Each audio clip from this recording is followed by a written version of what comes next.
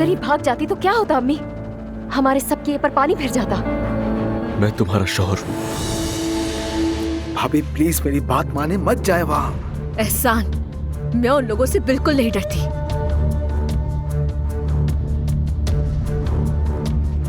सोहा, मैं आ गई हूँ, डरो मत।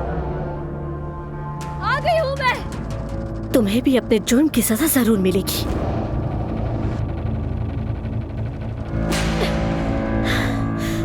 इस हवेली से जिंदा नहीं जा सकती।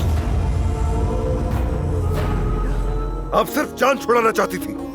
आप चाहते हैं कि वो वहां जाए और मर जाए। उसने आपकी पोती के लिए जान दांव पर लगा दी और आपकी नफरत खत्म नहीं हो रही। इतनी नफरत क्यों है आपको उससे? मैं सोहा को किसी सूरत नुकसान नहीं पहुंचाना चाहता। मैं सुलह कबूल कर रहा हूं।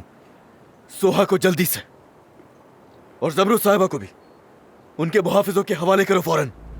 हद में रहो, कोई कुछ भी नहीं करेगा, समझे? इस हवेली का बड़ा मैं हूं। और तुम्हारा वही करो जो पहले किया था। तुम्हारा वही करो ताकि अपने खानदान को बचा सको और जमरुद को भी उसकी असल जगह भेज दो।